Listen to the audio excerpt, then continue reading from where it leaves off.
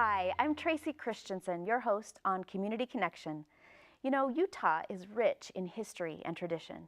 Today, Clive Romney from Utah Pioneer Heritage Arts is here to talk to us about what his organization is doing to bring that history to life. Welcome, Clive. Thank you. Good morning, Tracy, and thank you for having me here. We're really excited to talk to you about this project. Will you first tell us about how Utah Pioneer Heritage Arts came to be? Would love to.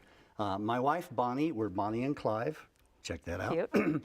She's a dancer, and so a folk dancer, and I used to travel through Europe with Bonnie and her group as she represented American folk dance and folk music. And every little village in Europe has their house of folk culture. And so I came back and I thought, well, where are our houses of folk culture? Where are our stories preserved? Well, the Daughters of Utah Pioneers have museums, but it doesn't really embrace all of the culture, and it doesn't bring it to life in the way that European folk festivals do. So I thought, we need to do something. And so we founded Utah Pioneer Heritage Arts for the purpose of telling Utah's pioneering stories. Now we say pioneering because it happens today too. It isn't only relegated to the past. So we go into a community, and as you can see, the map of Utah is here. So we're going to do one of these miniature art books with a CD inside for every county in Utah. There are 29 counties. We've done 2 of them so far, San Pete and Sevier, but we're going to do every county. So we assemble the stakeholders, the heritage stakeholders of every county, and we ask each of them from business and education and tourism and heritage groups and education, we ask each of them to identify the 10 or 11 or 12 stories that they think best represent the heritage of that community. That county. And are you finding that each county really has its own unique kind of very culture? Much. And there are a few stories like the need for water and the need to conserve, be frugal, etc., that are common throughout every county. But there are always stories that are unique to each county.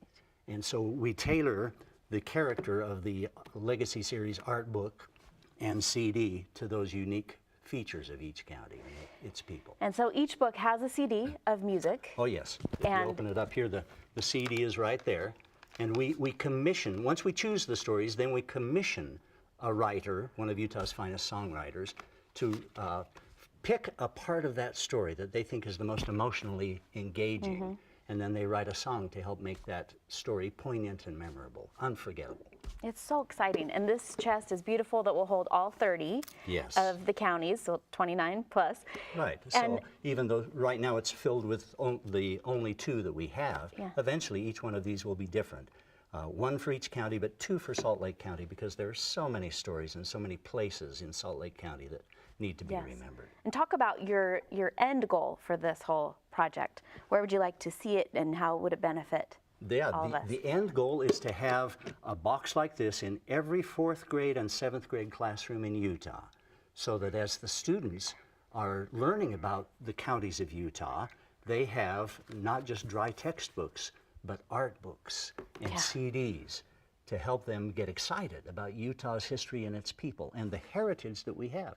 Utah is the best managed state, the best place to do business for several years running, and it's because of our heritage, the legacy our pioneer ancestors left us, and how that informs and affects our lives.